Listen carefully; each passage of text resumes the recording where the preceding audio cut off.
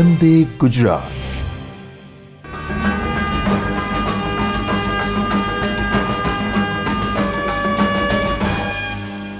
નમસ્તે. આપણે આર્થરાઇટિસનો જે પહેલો વિભાગ હતો તેમાં આર્થરાઇટિસ રોગ કેમ થાય, આર્થરાઇટિસ રોગ શું છે, આર્થરાઇટિસ રોગ માટેના પરિબળો કયા છે, તેમાં સેલ્ફ મેનેજમેન્ટનો કેટલો રોલ છે તે વિશેની આપણે માહિતી લીધી હતી. હવે અત્યારનું જે આપણું પ્રેઝન્ટેશન છે તેમાં આપણે આગળની ચર્ચા કરીએ. તો સૌથી પહેલાં તો કે પેથોજેનેસિસ અથવા તો આર્થરાઇટિસમાં આપણને તકલીફ કઈ રીતે થાય છે. જેમ આપણે જે રિસ્ક ફેક્ટર્સ અથવા તો કોઝ અથવા તો ઇટિયોલોજિકલ કન્ડિશન્સ જે આપણે જોઈતી તે પ્રમાણે એક તો વધતી જતી ઉંમરને કારણે, ઘણી વખત લાઇફસ્ટાઇલની આપણી જે જીવનશૈલી છે, જીવન જીવવાની શૈલી છે, જરૂર ન હોય તો વધારે પડતું આપણે બેસીએ. કેટલાક ક્રિકેટર્સ પણ મેં જોયેલા છે કે જેમને વિકેટ કીપર હોય, આથી એમણે ઘૂંટણની મૂવમેન્ટ ઘણી જ બધી વધારે કરવી પડતી હોય. કેટલાક વધારે પડતી જે સાયકલને કારણે એમણે શોખથી તેમજ કેટલીક વખત સ્પોર્ટ્સ ઇન્જરીમાં એક્ટિવ પ્રપોર્શનને લીધે અથવા તો તેમણે પોતાનું ગુજરાન ચલાવવા માટે ઘણી વખત સાયકલિંગનું વધારે પડતું કરવું પડ્યું હોય.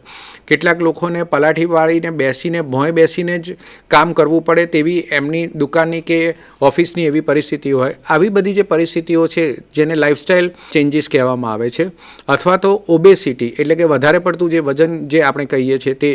આ સિવાય પુઅર ડાયટ અને કોમોર્બિડિટીઝ એટલે કે હોર્મોનલ ઇશ્યુઝ હોય, સ્નાયુઓ નબળા હોય, હાડકાં નબળા હોય, આવી બધી જ પરિસ્થિતિઓને કારણે શરીરની જે અંદર ચેન્જીસ થતા હોય છે, આ ચેન્જીસ જે થાય છે તેને કારણે માઇક્રો લેવલના ચેન્જીસ થતા હોય છે. માઇક્રો લેવલના જે સબક્લિનિકલ જે ચેન્જીસ થતા હોય છે તે કોન્ડ્રોસાઇટ્સ અથવા તો જે કાર્ટિલેજના જે સેલ્સ છે તેના ઉપર એની અસર થતી હોય છે અને આ કોન્ડ્રોસાઇટ્સને જે ડેમેજ થતું હોય છે તે લાંબા ગાળે ઓસ્ટિયોઆર્થરાઇટિસ કરતું હોય છે.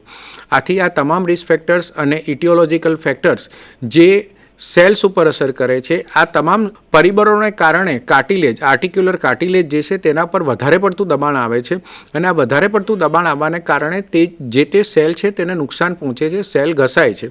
તેને કારણે હાડકાની ઉપરની પરત જે છે નબળી પડે છે, જેને ફ્રેઇંગ કહેવામાં આવે છે. જે આર્થ્રોસ્કોપી કરીએ તો તેમાં જે એકદમ શાઇનિંગ પ્રકારનું મટીરિયલ હોય તેની જગ્યાએ તેમાં થોડુંક બરછટ પ્રકારનું અથવા તો થોડીક ખરોચ એમાં આવેલી હોય તેવું આપણને જોવા મળતું હોય છે.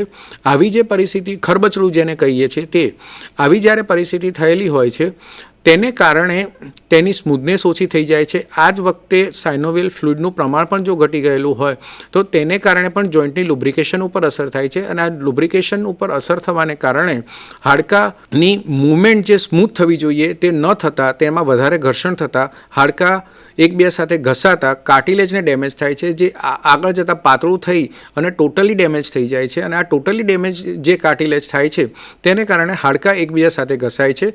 તેને પ્રોટેક્ટ કરવા માટે મસલ સ્પાઝમ આવે છે, તેમજ તેની રિવર્સ કરવા માટે શરીર પોતે પણ પ્રયત્નો કરે છે. જે રિવર્સિબલ શરૂઆતમાં કાર્ટિલેજ 100% ડેમેજ ન થાય ત્યાં સુધી રિવર્સિબલ હોય છે. ત્યારબાદ તે ધીમે ધીમે ઇરિવર્સિબલ થતું હોય છે. ઇરિવર્સિબલ શરૂઆતના તબક્કામાં થાય તેના પછી હાડકામાં જે ફેરફાર થાય છે, એબનોર્મલ બોન ફોર્મેશન થાય છે, હાડકાની ડિફોર્મિટી થાય છે, હાડકાનું એલાઇનમેન્ટ અને બેલેન્સ પણ ખોરવાય છે. તેને કારણે જોઈન્ટ વધારે પડતો ડિફોર્મ એટલે કે સ્ટેજ 4 તબક્કા સુધી જોઈન્ટ પહોંચી જતો હોય છે. આ એક રૂટીન પેથોજેનેસિસ છે.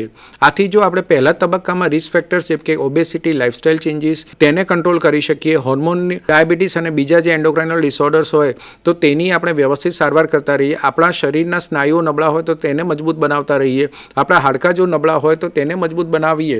તો આવી બધી વસ્તુઓ કરીએ તો તેને કારણે જે હાડકાના છેડા છે જેને સબ આર્ટિક્યુલર બોન કહેવામાં આવે છે તથા કાર્ટિલેજ જેને કહેવામાં આવે છે તેની ઉપરના કવચને એ કાર્ટિલેજને ઘસારો થતો અટકાવીએ તો આપણે તેમાંથી બચી શકતા હોઈએ. જેને કારણે માઇક્રોસ્કોપિક લેવલ પર જો આપણે એક્ઝામિનેશન કરીએ તો કોન્ડ્રોસાઇટ્સને કોઈપણ પ્રકારનું ડેમેજ ન થાય. કોન્ડ્રોસાઇટને એક વખત ડેમેજ થાય છે ત્યારબાદ તેને પરમેનન્ટ ડેમેજ થઈ શકતું હોય છે. શરૂઆતના તબક્કામાં કોન્ડ્રોસાઇટમાંથી કોન્ડ્રોસાઇટ બને એટલે કે રિકવરી આવી જતી હોય છે, પરંતુ પાછળના તબક્કામાં તો chondrocytes they are replace only by the fibroblast અને ઘણી વખત તો ફાઇબ્રોબ્લાસ્ટ અને કોન્ડ્રોબ્લાસ્ટ બંનેનું કવર જતું રહેતા બોન એક્સપોઝ થઈ જાય છે અને બોન એક્સપોઝ થઈ જવાને કારણે દર્દીને અસહ્ય પીડા થતી હોય છે. ચાલવામાં આપણને ઘણા જ ક્રેપિટેશન્સ અને ઘસારાનો અનુભવ થતો હોય છે અને આ પરિસ્થિતિ આગળ જતાં બોનની ડિફોર્મિટીમાં પરિવર્તિત થાય છે. હવે આ જ પરિસ્થિતિ આપણે જોઈએ તો આપણે આ જે સ્લાઇડ છે તેમાં જોઈએ તો રિવર્સિબલ મેટ્રિક્સ ડિજનરેશન થતું હોય છે, ત્યારબાદ ઇરિવર્સિબલ મેટ્રિક્સ ડિજનરેશન થતું હોય છે, પ્રોટેક્ટિવ સાઇનોવાઇટિસ થતું હોય છે, સાઇટોકાઇન અને લ્યુકોસાઇટ અને જોઈન્ટ ઇન્ફ્લેમેટરી રિસ્પોન્સ આવતો હોય છે, ત્યારબાદ લોસ ઓફ કાર્ટિલેજ થતું હોય છે. લોસ ઓફ કાર્ટિલેજ થાય તેના બાદ બોનમાં સ્ક્લેરોસિસ, એબનોર્મલ બોન ફોર્મેશન, ઓસ્ટિયોફાઇટ ફોર્મેશન વગેરે વસ્તુઓ થતી હોય છે. બોનમાં પરમેનન્ટ ચેન્જીસ થતા હોય છે અને ઓવરઓલ પ્રોગ્રેસિવ આર્થરાઇટિસ થતો હોય છે. શરૂઆત આપણે જોઈએ છે તો શરૂઆતના તબક્કામાં એક જ દિશામાં એટલે ઘસારાની દિશામાં હોય છે. વચ્ચેનો જે તબક્કો છે તેમાં બંને તરફ એટલે કે ઘસારો આગળ પણ વધી શકે અને જો આપણે પ્રિકોશન્સ લઈએ તો ઘસારો ઓછો પણ થઈ શકતો હોય છે. અને છેલ્લો જે તબક્કો હોય છે તેમાં ઘસારો પાછો એકદમ નોર્મલ થઈ શકે તેવી કોઈ શક્યતા રહેતી નથી. આથી આપણે દુખાવાને કંટ્રોલ કરી શકીએ છીએ, સ્નાયુઓને મજબૂત કરી શકીએ છીએ, ડિફોર્મિટી ઓછી થાય તે માટેના એટલે કે પ્રોટેક્ટિવ અથવા તો રિહેબિલિટેટિવ પગલાં લેતા હોઈએ છીએ. આવી જ રીતે સ્ટેજ 1 અને સ્ટેજ 2માં જો આપણે ઇન્ટરવેન્શન કરીએ તો આપણે મેક્ઝિમમ ફાયદો મળી શકે છે.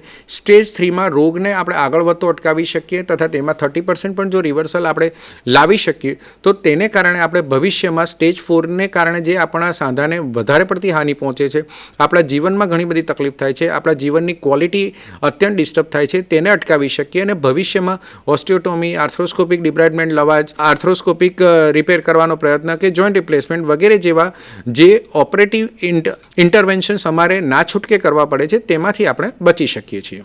તો આ હતું પેથોજેનેસિસ એટલે કે રોગ આપણો આગળ કઈ રીતે વધે છે. હવે તબીબી લક્ષણો ઓલરેડી આપણે ચર્ચા કરેલી છે, તેમ છતાં હું તેની આપને સમરી કહી દઉં તો જ્યારે પણ સાંધાનો ઘસારો થતો હોય છે ત્યારે આપણને પીડા એટલે કે અસહ્ય દુખાવો થતો હોય છે.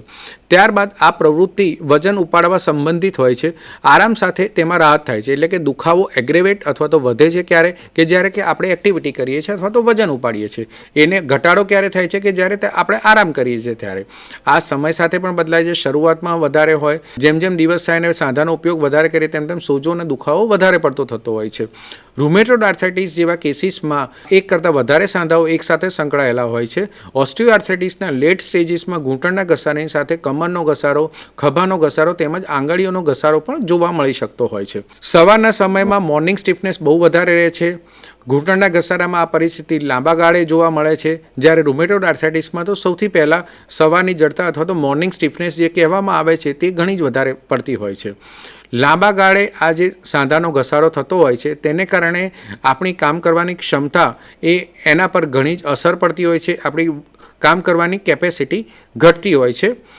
આને કારણે સાઇનોવિયલ ફોર્મેશન થતું હોય છે. ઘૂંટણમાં સોજો આપણને અનુભવાતો હોય છે. કેપ્સ્યુલર થિકનિંગ પણ થાય છે, તે પણ સોજાને માટે કારણભૂત હોય છે. તેમજ સાંધાની જે મૂવમેન્ટ હોય છે એ મૂવમેન્ટ અફેક્ટ થાય છે. ઓસ્ટિયોફાઇટ્સ એને ઇન્હિબિટ કરે છે. તેમજ ઘણી વખત ઓસ્ટિયોફાઇટ્સના ટુકડા સાંધાની અંદર હોય છે. આથી સાંધામાં કંઈક ફરતું હોય, સાંધો ગમે ત્યારે લોક થઈ જતો હોય, સાંધામાં ક્રેપિટેશન્સના અવાજ આવે, બોનના જે છેડા હોય, હાડકાના જે છેડા છે, જે જોઈન્ટ બનાવે છે તે હાડકાના જે છેડા છે તેના ઉપર વધારાનો હાડકું બને કે ઓસ્ટિયોફાઇટ્સ બને, આવા પ્રકારના જે ચિહ્નો છે તે આપણને જોવા મળે છે. ઇવન આપણે ફિંગર્સને જોઈએ તો ફિંગર્સની ઉપર પણ ઓસ્ટિયોફાઇટ ફોર્મેશન થતું હોય છે. ટીબિયામાં પણ ઓસ્ટિયોફાઇટ ફોર્મેશન થતું હોય છે. હિપ જોઈન્ટમાં પણ ઓસ્ટિયોફાઇટ ફોર્મેશન થતું હોય છે. અને આ ઓસ્ટિયોફાઇટ્સ એ પેઇન પણ ઘણું બધું કરે છે. તેમજ સાંધાની ડિફોર્મિટી આગળ વધારવામાં તેઓ સૌથી વધારે ફાળો આપતા હોય છે. હવે જે ઓસ્ટિયોફાઇટ્સ અને સાંધાનો જે ઘસારો થતો હોય છે તેને કારણે જે વસ્તુ આપણે જોઈએ છે તે આપણે આ સ્લાઇડમાં બહુ સારી રીતે જોઈ શકીએ છીએ. તેમાં ક્લિકિંગ અથવા તો ક્રેકિંગ સાઉન્ડ્સ હોય છે. આ સાઉન્ડ દર્દી સાંભળી શકે છે, ક્યારેક દર્દીઓના સ્વજનોને સંભળાતો હોય છે. તેમજ ઘણી વખત આપણે દર્દીના એક્ઝામિનેશન કરવા માટે અથવા દર્દી પોતે પણ પોતાના ઘૂંટણ ઉપર જો હાથ મૂકે તો તેમાંથી પણ તેને એ પ્રકારનું ફિલિંગ અને એ પ્રકારનો અવાજ આવતો હોય છે. બીજી જે વસ્તુ છે કે સામાન્ય સંજોગોમાં સાંધાના ઘસારામાં સ્લો ઓનસેટ ઓફ સિમ્ટમ્સ છે. આ જે તબીબી લક્ષણોની સ્લાઇડ છે બહુ જ અગત્યની સ્લાઇડ છે. હવેની તમામ સ્લાઇડ્સ જે છે એ આપને આની એક સુગ્રથિત માહિતી આપને પૂરી પાડશે. માઇલ્ડ સ્વેલિંગ થતું હોય છે. એસિમેટ્રી એટલે કે affects of joint on one side અને not of the other side એટલે ઘણી વખત આપણે જોઈએ છીએ તો જમણા પગમાં ઘસારો વધારે હોય છે, ડાબા પગમાં ઘસારો ઓછો થતો હોય છે. એને સાઇડ પ્રમાણેની એસિમેટ્રી કહેવાય છે. ઘણી વખત સાંધાની અંદર પણ સાંધા અંદરની તરફ વળેલા હોય છે અને સાંધા બહારની તરફ વળેલા હોય છે. એને ટિપિકલી એસિમેટ્રી કહેવામાં આવે છે. આ વસ્તુ આપણે ઘૂંટણના સાંધામાં તો શાંતિથી જોઈ પણ શકીએ છીએ. કેટલાક લોકોના પગના સાંધા એટલા બધા વળી ગયેલા હોય છે કે જ્યારે ચાલતા હોય ત્યારે કોઈ પણ પ્રાણી તેમના બે પગ વચ્ચેથી નીકળી જઈ શકે તેટલી હદ સુધી એ વળી ગયા હોય છે કે જેને કારણે ઓપરેશન બાદ પણ તેને સંપૂર્ણ નોર્મલ કરવામાં અમારે ઘણી બધી જહેમત અનુભવવી પડતી હોય છે. તો આને કહેવાય છે જોઈન્ટ એસિમેટ્રી. જોઈન્ટ સ્ટીફનેસ એટલે કે સાંધાની મૂવમેન્ટમાં જે આપણને પેઇન અનુભવવા થાય છે, જેને કારણે આપણે સાંધાનું હલનચલન ઓછું કરી દઈએ છીએ. સાંધાનું જે હલનચલન ઓછું થાય છે તેને સાદી ભાષામાં આપણે જોઈન્ટ સ્ટીફનેસ કહીએ છીએ. જોઈન્ટ પેઇન જે થતું હોય છે તે શરૂઆતના તબક્કામાં ઓછા પ્રમાણમાં હોય છે. એકાંતરે દિવસે અથવા 4-5 દિવસ એકાદવાર થતું હોય છે. વધારે પડતી એક્ટિવિટી સાથે એસોસિએટેડ હોય છે. ક્યારેક ઉઠવા બેસવાની પ્રક્રિયા વધારે થઈ ગઈ હોય, વધારે ચાલવાનું થયું હોય તો ત્યારે એનું પ્રમાણ વધારે અનુભવાય છે. પરંતુ પાછળના સંજોગોમાં તે સતત અનુભવાય છે. ઘણી વખત તો નાઇટ પેઇન પણ અનુભવાય છે. નાઇટ પેઇન એટલા માટે અનુભવાય છે કે જ્યારે પણ આપણે સૂઈ જઈએ ત્યારે સ્નાયુઓ સામાન્ય રિલેક્સ થાય તો તેને કારણે પણ બોનની જે સરફેસીસ હોય તે સરફેસ એ એકબીજા ઉપર ઘસાતી હોય છે. આ સરફેસ જ્યારે એકબીજા ઉપર ઘસાતી હોય છે તેને કારણે પણ આ સાંધાનો જે ઘસારો હોય છે તે ઘસારો આપણને અનુભવાય છે. આપણે આ જે સ્લાઇડ છે તે સ્લાઇડમાં જે આપણે જોયું તે પ્રમાણે જે હિપ જોઈન્ટ, ની જોઈન્ટ, એન્કલ જોઈન્ટ, રિસ્ટ અને હેન્ડ જોઈન્ટ્સ, એલ્બો જોઈન્ટ અને શોલ્ડર, આ તમામ જોઈન્ટ્સ તેમજ કમરના સાંધા તેની અંદર આ થાય છે. આથી ઓસ્ટિયો આર્થરાઇટિસના જે સિમ્ટમ્સ છે, લક્ષણોનો છે, તેને આપણે ઇગ્નોર ન કરવા જોઈએ. જ્યારે પણ આમાંથી વધારે તકલીફ થાય છે એ વધારે તકલીફ થવાને કારણે આપણે ચાલી શકતા નથી, ઘણી વખત ઊભા નથી રહી શકતા, ક્યારેક આપણને લાકડીઓનો સપોર્ટ જોઈએ છે. જો આપણે આ વસ્તુને વધારે પડતી ચલાવીએ તો આપણે વોકરનો સપોર્ટ પણ લઈ શકવો પડે છે. આપણી જીવનશૈલી એટલે જીવન જરૂરિયાતની વસ્તુઓ જેમ કે પીવાનું પાણી જવું, યુરિન અને સ્ટૂલ પાસ કરવા માટે જવાનું હોય તો આવી બધી પરિસ્થિતિઓમાં પણ આપણને ઘણી તકલીફ થાય છે. સતત અને વધારે પડતી પીડાને કારણે આપણને માનસિક રીતે થોડીક તકલીફ થતી હોય, ચીડચીડિયાપણું રહેતું હોય, આપણો સ્વભાવ થોડોક ગુસ્સાવાળો થઈ જતો હોય, આપણે ઇરિટેબલ રહેતા હોઈએ, આવી બધી પરિસ્થિતિઓ પણ થાય છે. અને આ પરિસ્થિતિઓ એ સ્ટેજ 4ના તબક્કામાં ઘણી જ વધારે જોવા મળે છે.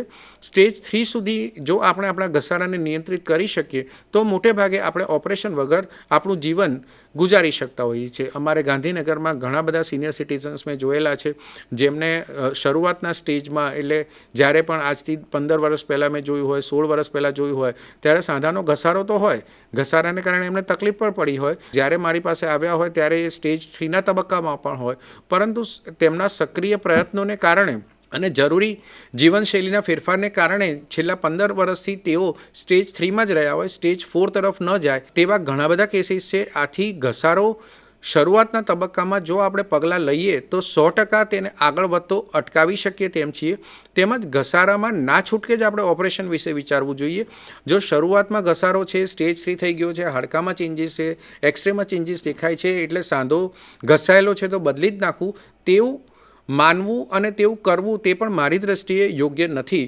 તેમ છતાં આપના તબીબ અને આપના રિલેટિવ્સ તેમજ આપની કન્ડિશનના આધાર ઉપર તમે તે ઓપરેશન કરવું અનિવાર્ય જ છે તો તેનો નિર્ણય લઈ શકો, પરંતુ તેમાં રાહ જોઈ શકાય છે. કદાચ જરૂર પડે તો 2 કે 3 વર્ષ બાદ ઘસારો વધે તો ઓપરેશન કરાવવાનું હોય. આવી પરિસ્થિતિમાં તાત્કાલિક ઓપરેશન કરાવવું તેના કરતાં થોડાક સમય પછી પણ આપ ઓપરેશન કરી શકતા હો છો. જે પણ દર્દીઓ અમારી પાસે સલાહ લેવા આવતા હોઈએ છીએ તેને અમે આ સલાહ આપીએ છીએ કે ઘસારાને કારણે 100%, ઘણી વખત તો પેશન્ટના સગા પણ કહેતા હોય છે કે મને ઘસારો હતો, મા કાર્ડમાં કદાચ થાય છે અથવા તો આ પરિસ્થિતિમાં થાય છે તો તમે પણ સાંધો બદલાઈ આવો તો તમને ઘણી જ રાહત રહેશે. ઘણા અંશે તેમની વાત સાચી હોય છે, પરંતુ વૈજ્ઞાનિક અભ્યાસ પ્રમાણે જો સાંધો જેટલો આપણે મોડો બદલીએ છીએ તેટલું દર્દી માટે હિતાવહ હોય છે, કેમ કે કોઈપણ સાંધો આઈડિયલી 15 થી 20 વર્ષ ચાલતો હોય છે. આથી 60 થી 65 વર્ષ બાદ જ જોઈન્ટ રિપ્લેસમેન્ટ કરાવવું તેવી ચોક્કસપણે અમે સલાહ આપીએ છીએ, સિવાય કે દર્દીની પરિસ્થિતિ ઘણી જ ખરાબ હોય, એટલે કે સાંધાની પરિસ્થિતિ ઘણી જ ખરાબ હોય. તો આ જે ચેન્જીસ આપણે જોઈએ છીએ તે હાથના આંગળામાં જે ચેન્જીસ છે તેનો આપણે અભ્યાસ કરીએ છીએ. ડાબી બાજુ જે ચેન્જીસ છે અને જમણી બાજુ આ બંને ચેન્જીસ અલગ અલગ પ્રકારના છે. તેમાં હર્બેન્ડન નોડ્સ અને બુચાર્ડ નોડ્સ એ બધા એ સાંધાના ઘસારા એટલે કે ઓસ્ટિયો આર્થરાઇટિસમાં આપણે વધારે જોતા હોઈએ છીએ, જ્યારે ફિંગર્સમાં જે સોજા છે તે આપણે રૂમેટોઇડ આર્થરાઇટિસમાં જોતા હોઈએ છીએ. આ જે ઘસારા થતા હોય છે તેને કારણે પાણીનો ગ્લાસ પકડવામાં, એમને ફાઇન ગ્રીપ લેવામાં, તે બધી વસ્તુઓ કરવામાં દર્દીને ઘણી તકલીફ પડે છે. આથી હેન્ડની એક્સરસાઇઝીસ, ગ્રીપ એક્સરસાઇઝીસ તે વસ્તુઓ કરવાથી દર્દીને સાંધામાં રાહત મળી શકતી હોય છે. ફરી આપણે એક સમરી બનાવીએ તો pain with activity, limited range of motions.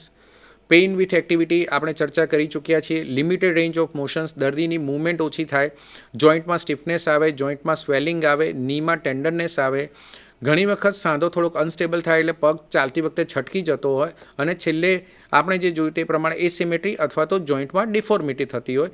આ બધું હોય તો આપ ઓસ્ટિયોઆર્થરાઇટિસથી પીડાવ છો તેવું સાબિત થાય છે. ઓસ્ટિયોઆર્થરાઇટિસ એ ક્લિનિકલી આપણે જજ કરી શકીએ છીએ. તેનું કન્ફર્મેશન કરવા માટે આપણી પાસે એક્સરે એ સૌથી અસરકારક અને સૌથી રિલાયબલ અભ્યાસ જેને કહીએ અથવા તો ઇન્વેસ્ટિગેશન્સ છે.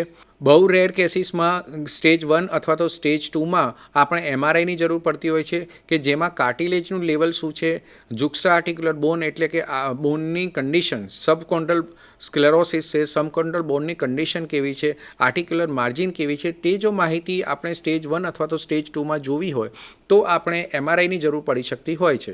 પરંતુ સૌથી કોમન પરિસ્થિતિ સ્ટેજ 1 અને સ્ટેજ 2માં આજની પરિસ્થિતિમાં પણ દર્દીઓ આપણને બતાવવા માટે મોડા આવે છે અથવા તો આવતા નથી હોતા. એટલે જ્યારે પણ દર્દીઓ આપણી પાસે આવે ત્યારે ઘણા બધા કેસીસમાં સ્ટેજ 3માં દર્દીઓ હોય અને તે દર્દીઓનું નિદાન આપણે ચોક્કસપણે એક્સરેથી કરી શકતા હોઈએ છીએ. એક્સરેની અંદર આર્ટિક્યુલર સરફેસીસ કેવી છે તે આપણે જોતા હોઈએ છીએ. જોઈન્ટ સ્પેસ, બે હાડકાં વચ્ચેની સ્પેસ એટલે કે જોઈન્ટ સ્પેસ કેવી છે, જોઈન્ટ સ્પેસ સિમેટ્રિકલ છે કે નહીં, જોઈન્ટ સ્પેસ એબનોર્મલ છે કે નહીં, તે સિવાય સોફ્ટ ટિશ્યુ ઇન્ફ્લેમેશન છે કે નહીં, બોનની અંદર આર્થરાઇટિક ચેન્જીસ અથવા બોનની અંદર સ્ક્લેરોટિક ચેન્જીસ છે કે નહીં, એ સિવાય ઓસ્ટિયોઆર્થરાઇટિસને કારણે બોનની અંદર સિસ્ટ બની જતી હોય છે, નાની નાની ફોડલી જેવું બનતું હોય છે. આ બધી એ રિમોડલિંગ પ્રક્રિયાનો ભાગ હોય છે. તેમજ ઓસ્ટિયોફાઇટ્સ જોવા મળતા હોય છે. તેમજ જોઈન્ટની સિમેટ્રી અસર થતાં જોઈન્ટ સબલક્સેટેડ પોઝિશન્સમાં પણ ઘણી વખત જોવા મળતો હોય છે કે એટલે જોઈન્ટ જે રીતે બે હાડકાં એકબીજા સાથે એલાઇનમેન્ટમાં હોય તે આપણને ન જોવા મળતું હોય તે પણ આપણે જોવા મળે છે. આ સિવાય જે જગ્યાનો ઘસારો હોય તે જગ્યાના તેમજ તેની ઉપરના અને નીચેના જોઈન્ટને અસર કરતા સ્નાયુઓ જકડાઈ જતા હોય છે, પ્રોટેક્ટિવ મસલ સ્પાઝમમાં જતા હોય છે. ઘસારાને કારણે, મસલ સ્પાઝમને કારણે અથવા તો ડિફોર્મિટીને કારણે દર્દીને એન્ટાલ્જિક ગેઇટ એટલે કે લંગડાતો દર્દી ચાલતો હોય છે. લાંબા ગાળે સ્નાયુઓની નબળાઈ થાય છે, સ્નાયુઓ એકદમ પાતળા પડી જાય છે, આથી પગ પણ પાતળો પડી જાય છે. તેને કારણે ઘસારા બાદ આપણે જે એક્સરસાઇઝ અથવા તો રિહેબિલિટેશન કરવા માગીએ તે નથી કરી શકતા હોતા અને સાંધાની મૂવમેન્ટ સાથેની પીડા અને તે બધી વસ્તુઓ તો આપણે ભોગવીએ જ છીએ. તો ઓસ્ટિયોઆર્થરાઇટિસમાં ક્લિનિકલ કારણોની સાથે જ આપણે જો એનું એક ઇન્વેસ્ટિગેશન કરવામાં આવીએ તો સ્પેશિયલ પ્રકારના વ્યૂઝ, હિપ, ની, ફિંગર્સ, બેક વગેરેના જે વ્યૂઝ લઈએ તો આપણને ઘણી જ અનુકૂળતા રહેતી હોય છે. જે આપણે અત્યારે ચર્ચા કરી તે જ પ્રમાણે કે સ્ટેજ 1 એટલે અર્લી અથવા તો ડાઉટફુલ ઓસ્ટિયોઆર્થરાઇટિસ છે જેમાં માઇલ્ડ જોઈન્ટ પેઇન છે અથવા તો કોઈપણ પ્રકારના સિરિયસ સિમ્ટમ્સ નથી. સ્ટેજ 2 જેને માઇલ્ડ અથવા તો મિનિમલ કહેવામાં આવે છે જેમાં પેઇન વિથ એક્ટિવિટી થાય છે, difficulty in straightening and bending joints થાય છે, જોઈન્ટ સ્ટીફનેસનો સમાવેશ થાય છે. સ્ટેજ 1 અને સ્ટેજ 2માં મોટેભાગે કાર્ટિલેજ સુધી જ આર્થરાઇટિક ચેન્જીસ મર્યાદિત રહેતા હોય છે. તેને આપણે જાણવા માટે એમઆરઆઈ કરાવી શકીએ છીએ. એમઆરઆઈમાં પણ કાર્ટિલેજના અલગ અલગ પ્રકારના ગ્રેડ્સ હોય છે. આજે આપણે ચર્ચા કરી રહ્યા છીએ તે એક્સરે પ્રમાણે જે આપણે જજમેન્ટ કરીએ તો તેમાં જોઈન્ટ સ્પેસ પ્રમાણમાં મેન્ટેન થતી હોય છે, જોઈન્ટની કોઈ ડિફોર્મિટી થઈ નથી હોતી. તેમજ જોઈન્ટની અંદર હાડકામાં જે ચેન્જીસ કહેવાય કે સબકોન્ડલ આર્થરાઇટિસ કહેવાય, સબકોન્ડલ સિસ્ટ કહેવાય અથવા તો ડિફોર્મિટી કહેવાય તેવી પરિસ્થિતિ ઓછી હોય છે. આ જે કહેવાય છે સ્ટેજ 2 છે. સ્ટેજ 2માં જો આપણે અસરકારક રીતે કામ કરીએ તો આપણે ઓસ્ટિયોઆર્થરાઇટિસમાંથી આપણી જાતને ઓપરેશન સુધી લઈ જવામાંથી 100% બચાવી શકતા હોઈએ છીએ. સ્ટેજ 3 એક એવો તબક્કો છે કે જેમાં જો આપણે સાચવીએ તો આપણે ઓપરેશન ટાળી શકતા હોઈએ છીએ અને જો ન સાચવીએ તો આપણને ઓપરેશનની જરૂર પડી શકે અથવા તો આપણે ઓપરેશન ન કરાવીએ તો આપણને ઘણી બધી તકલીફો સહન કરવી પડે તેવા સ્ટેજ 4માં આપણે જઈ શકતા હોઈએ છીએ. સ્ટેજ 3 જે કહેવાય છે મોડરેટ છે, તેમાં ફ્રિકવન્ટ પેઇન વિથ મૂવમેન્ટ થાય છે, સ્ટીફનેસ ઘણી વધારે હોય છે, વિઝિબલ સ્વેલિંગ હોય છે, પરંતુ તેમાં જે જોઈન્ટ લાઇન નેરોઈંગ જે કહેવામાં આવે છે તે જોઈન્ટ લાઇન નેરોઈંગ પ્રમાણમાં થોડુંક ઓછું હોય છે, સ્ક્લેરોસિસ થોડું ઓછું થાય છે, ડિફોર્મિટી ઓછી હોય છે, તેમજ જોઈન્ટની અંદર ઓસ્ટિયોફાઇટ ફોર્મેશન ને તે બધું ઘણું જ ઓછું હોય છે. જ્યારે સ્ટેજ 4માં આ તમામ વસ્તુઓ જોવા મળે છે. સ્ટેજ 3 સુધી મારી દ્રષ્ટિએ આપણે ઓપરેશન કરાવવાની જરૂર નથી પડતી હોતી. જો સ્ટેજ 4 આવે તો આપણે ઓપરેશન કરાવવાની જરૂર પડતી હોય છે. ઇન્ફ્લેમેટરી ઓસ્ટિયોઆર્થરાઇટિસ છે તેમની જસ્ટ એક સમરી આપી દઉં તો તેમાં હાડકાના જે સાંધા છે, પર્ટિક્યુલરલી સ્મોલ ફિંગર્સ અને મલ્ટિપલ જોઈન્ટ્સ ઇન્વોલ્વમેન્ટ ઘણી વખત થતું હોય છે. તેમાં થિકન સાઇનોવિયલ ઇન્ફ્લેમેશન થતું હોય છે, તેમજ એક્સેસિવ સાઇનોવિયલ ફ્લુઇડ હોય છે, તેમજ કાર્ટિલેજ જે હોય છે તેનું ડિજનરેશન થતું હોય છે. આને ઇન્ફ્લેમેટરી ઓસ્ટિયોઆર્થરાઇટિસ કહેવામાં આવે છે. તે મોટે ભાગે રૂમેટોઇડ આર્થરાઇટિસ બાદ જોવા મળતું હોય છે, જે ઓલરેડી આપણે આની આગળ પણ આપણે ડિસ્કસ કરી ચૂકેલા છીએ. તો આપણે આના પરથી એટલું આપણે નક્કી કરી શકીએ છીએ કે જે ક્લિનિકલ સિમ્ટમ્સ અને એક્સરે તેના આધાર ઉપર આપણે દર્દીને સાદોવા છે કે સંધિવા છે કે બીજા પ્રકારના આર્થરાઇટિસ છે તેનું આપણે ચોક્કસ નિદાન કરી શકીએ છીએ. આ નિદાન એ તમામ પ્રકારની સ્પેસિફિસિટી અને સેન્સિટિવિટી પ્રમાણે હોય છે. આથી આપણે જ્યારે પણ એક્સરેમાં ફાઇન્ડિંગ્સ આવા હોય, ક્લિનિકલ ફાઇન્ડિંગ્સ આવા હોય, ત્યારે આપણે બીજા કોઈપણ પ્રકારના નિદાનની જરૂર હોતી નથી. આપણે સૌથી પહેલાં આપણા રોગને સમજીને આપણી રોગની અસર અથવા તો આડઅસર જેને કહીએ, જેને કારણે આપણને ચાલવામાં તકલીફ પડે છે, ઉઠવા બેસવામાં તકલીફ પડે છે, દુખાવાનો અનુભવ થાય છે, સોજો હોય છે, તેને ઘટાડવા માટેના પ્રયત્નો આપણે ચાલુ કરી દેવા જોઈએ, જેથી આગળ જતાં આપણે સર્જિકલ ઓપ્શન્સ વિશે વિચારવું ન પડે. હવે ઓલરેડી આ સ્લાઇડ પણ આપણે ખાલી રેફરન્સ માટે જ મૂકેલી છે. જે સૌથી વધારે અમારા દર્દીઓ પૂછતા હોય છે તે ઓસ્ટિયોઆર્થરાઇટિસ છે, સંધિવા છે અથવા તો ગાઉટ છે. ઘણી વખત દર્દીના સગા અથવા તો ઘણી વખત પેરામેડિકલ સ્ટાફ અથવા તો તેની સાથે ચર્ચા કરવાથી પણ દર્દીને એવું બીક ઘૂસી જતી હોય છે કે સાહેબ મને ગાઉટની તો તકલીફ નહીં હોય ને મને તો યુરિક એસિડની તકલીફ નહીં હોય અથવા તો મને સાદોવા છે તો મારે સંધિવાની અસર તો નહીં હોય ને. આવા પ્રશ્નો ઘણી વખત દર્દી અમને પૂછતા હોય છે. સૌથી વધારે જે કોમન છે, જે ઓલરેડી સ્લાઇડમાં આપને બતાવેલું છે, તેવી જ રીતે ઓસ્ટિયોઆર્થરાઇટિસ, રૂમેટોઇડ આર્થરાઇટિસ અને ગાઉટી આર્થરાઇટિસનો સમાવેશ થતો હોય છે. ઓસ્ટિયોઆર્થરાઇટિસ તેમાં સિસ્ટેમિક સિમ્ટમ્સ બહુ જ ઓછા હોય છે. મોર્નિંગ સ્ટીફનેસ ઓછો સમય રહેતી હોય છે. હાથમાં અબન્ડન્ટ અને બહુચાર્ડ નોડ્યુલ્સ હોય છે. મૂવમેન્ટ તેની ઇન્ક્રીઝ વિથ પેઇન થાય છે. Most commonly individuals over age of 50 જોવા મળે છે. અને તેમાં બ્લડ ઇન્વેસ્ટિગેશન કરાવીએ તો આરએ અને anti CCP antibody, ESR, C reactive protein વગેરે જેવા રિપોર્ટ્સ નોર્મલ હોય છે. આ તમામ રિપોર્ટ્સ એ આરએમાં પોઝિટિવ હોય છે. તેમજ તે યંગ એજમાં જોવા મળે છે.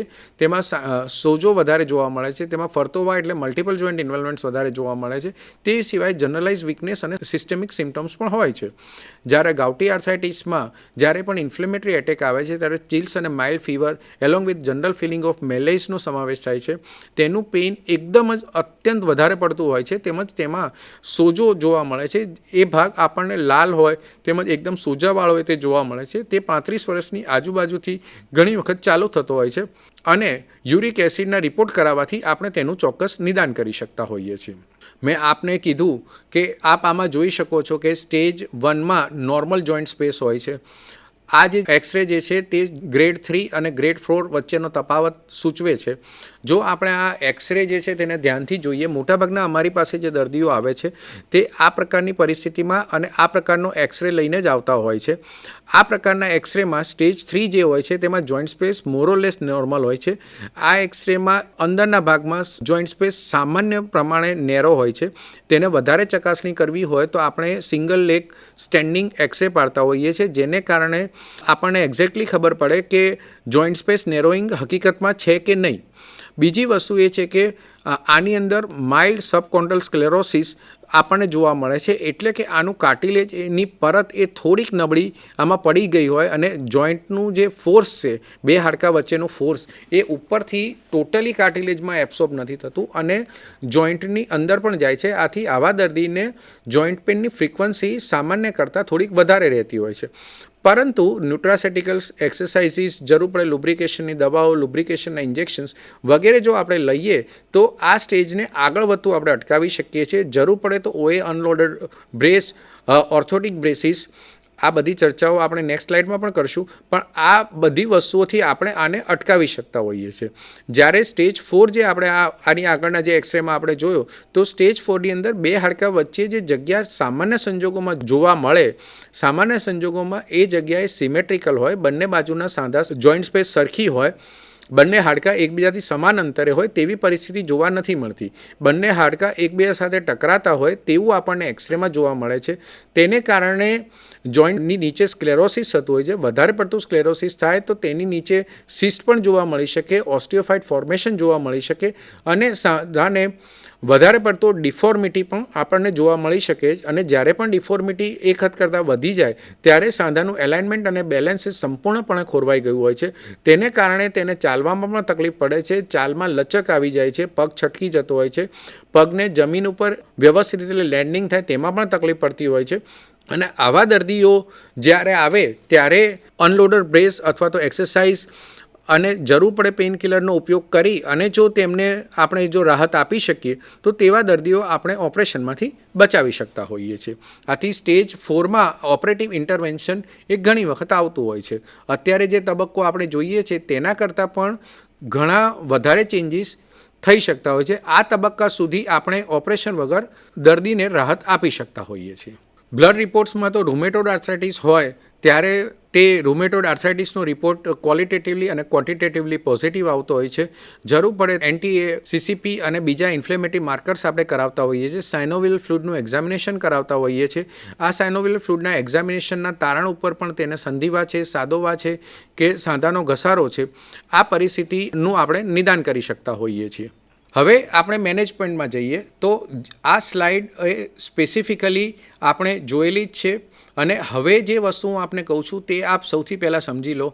સાંધાનો ઘસારો એટલે ઓપરેશન તે અનિવાર્ય તો ના. આમાં આપણે જોઈએ છીએ તે પ્રમાણે એજ્યુકેશન, એક્સરસાઇઝીસ, વેઇટ કંટ્રોલ અને એ સિવાયની જે સલાહ અમે રૂટીનલી પેશન્ટ્સને આપતા હોઈએ છીએ તેને કારણે મોટાભાગના દર્દીઓ તે ઓપરેશનમાંથી બચી શકતા હોય છે. ઓપરેશનની જરૂર આપણે જોયું તે પ્રમાણે ઘણા નાના હિસ્સામાં જોવા મળે છે. પ્રેક્ટિકલી સ્પીકિંગ જોઈએ તો લગભગ 5% દર્દીઓ જે લોકો શરૂઆતની સારવાર બરાબર કરતા નથી હોતા, શરૂઆતમાં કરીએ અથવા તો એમનો મૂળ સ્વભાવ થોડો આળસુ રહેતો હોય છે અથવા તો તેમને ઘણી વખત કસરતનું જ્ઞાન ન મળ્યું હોય અથવા તો કસરત કરવાની ઈચ્છા શક્તિ ન ધરાવતા હોય અથવા તો થોડાક આમ ગભરાઈ જતા હોય તેવા દર્દીઓ ઘણી વખત ઓપરેશન થોડુંક વહેલું કરાવી દેતા હોય છે. એ લોકો ખોટું કરાવે છે તે નથી કહેતા, પરંતુ જો તેઓ પ્રયત્ન કરે તો તેઓ ઓપરેશનમાંથી બચી શકતા હોય છે. આથી જે આપણી આ જે સ્લાઇડ અત્યારે આપણે જોઈ તે સ્લાઇડમાં જોઈએ તો દરેક દર્દીએ એક્સરસાઇઝ, સાંધાના ઘસારાને બરાબર સમજવું તે અત્યંત અનિવાર્ય છે, જેને કારણે તેમને ખોટા વિચારો ન આવે. તેમજ તેમણે વેઇટ કંટ્રોલ કરવું જોઈએ.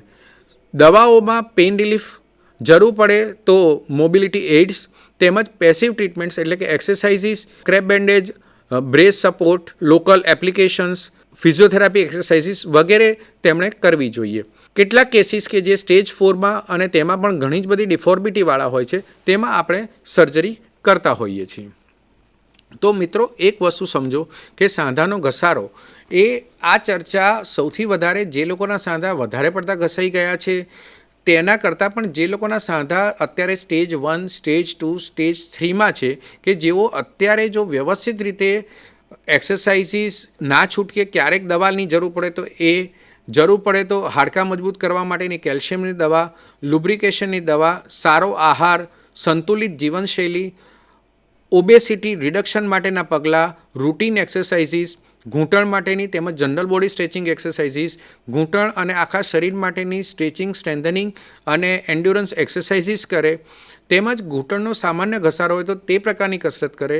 શરૂઆતના જે કાર્ટિલેજ અથવા તો જોઈન્ટ રિલેટેડ ઇશ્યુઝ હોય તેની તાત્કાલિક સારવાર કરાવી દે તો ઘણા બધી વસ્તુઓમાં આપણે ભવિષ્યમાં જે ઓપરેશન કરવાના થાય છે તે ઓપરેશન કરવામાંથી દર્દીઓને આપણે બચાવી શકીએ. પરંતુ દર્દીઓએ એક વસ્તુ તો ભૂલવાની છે જ નહીં કે અમે આપને સલાહ આપશું, અમે આપને માર્ગદર્શન આપશું, અમે આપની ચિંતા દૂર કરશું, પરંતુ આપની હેલ્થ વધારે સારી રહે તે માટેની એક્સરસાઇઝ નિયમિત ધોરણે આપણે જ કરવાની રહેશે.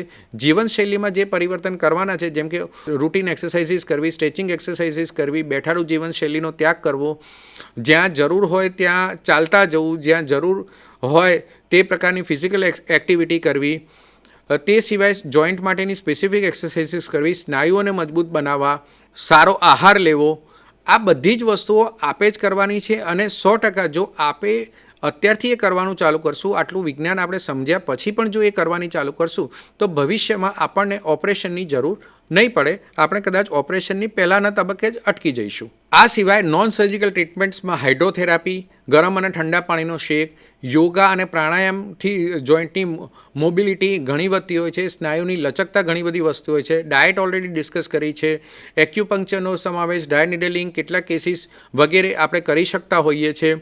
સર્જરી જે કરીએ છીએ તો આર્થ્રોસ્કોપી આપણે કરી શકતા હોઈએ છીએ, પાર્શિયલ જોઈન્ટ રિપ્લેસમેન્ટ કરી શકતા હોઈએ છીએ, કમ્પ્લીટ જોઈન્ટ રિપ્લેસમેન્ટ કરી શકતા હોઈએ છીએ અને શરૂઆતના કેસીસમાં કેટલાક ખાસ પ્રકારના કેસીસમાં ફિમોરલ ઓસ્ટિયોટોમી કે પેલ્વિક ઓસ્ટિયોટોમી કરીને પણ આપણે જોઈન્ટ રિપ્લેસમેન્ટ સર્જરીથી આપણી જાતને બચાવી શકતા હોઈએ છીએ. ફરી આપણે જોઈ લઈએ કે માઇલ્ડ ઓસ્ટિયોઆર્થરાઇટિસથી સિવિયર ઓસ્ટિયોઆર્થરાઇટિસ તરફ જવામાં જો આપણે પોતે જ મહેનત કરીશું, અમે આપને પૂરતું માર્ગદર્શન આપીશું, આપણી બધી જ હોસ્પિટલ્સમાં ઓર્થોપેડિક વિભાગમાં આપને જોઈન્ટ રિપ્લેસમેન્ટમાંથી કઈ રીતે બચાય તે માટેની તમામ સલાહ અમારા તમામ સાથી મિત્રો દર્દીઓને આપે જ છે. તો કોઈપણ પ્રકારની વિશેષ ચિંતા કર્યા વગર આપનું કન્સલ્ટિંગ આખા ગુજરાતની તમામ હોસ્પિટલ્સના ઓર્થોપેડિક સર્જન્સ છે તેમની પાસે જઈ અને નિશ્ચિતપણે કરી શકો છો. જરૂર પડે અસહ્ય દુખાવો હોય તો ત્યાંથી જ આપણે પેઇનકિલર ટેબ્લેટ્સ એ બધું આપી શકીએ છીએ. આ તમામ દવાઓ આપણે દીનદયાળ ઉપાધ્યાયને તે મેડિકલ સ્ટોરમાં ઉપલબ્ધ હોય છે. તેમની ગુણવત્તા પણ ઘણી જ સારી હોય છે. શરૂઆતના તબક્કે સામાન્ય પેઇનકિલર, જોઈન્ટ લુબ્રિકેશન, કેલ્શિયમની દવા વગેરે દવાઓ લેવાથી આપણે આગળ જતાં સાંધાના ઘસારાને અટકાવી શકીએ છીએ. ફિઝિયોથેરાપી ડિપાર્ટમેન્ટ પણ મોટાભાગની હોસ્પિટલ્સમાં હોય છે. ત્યાંથી પણ આપણને જોઈન્ટમાં પેઇન થતું હોય તો તે માટેની ઇલેક્ટ્રોથેરાપી, ફિઝિકલ થેરાપી તથા પ્રિવેન્શન માટેની એક્સરસાઇઝીસ તથા પલાઠી વાળીને અને જીવનશૈલીમાં જે ફેરફાર કરવાના છે તે અર્ગોનોમિક્સ અને એન્વાયરમેન્ટલ ચેન્જીસ તેનું સંપૂર્ણ માર્ગદર્શન આપને વિનામૂલ્યે પૂરું પાડવામાં આવતું હોય છે.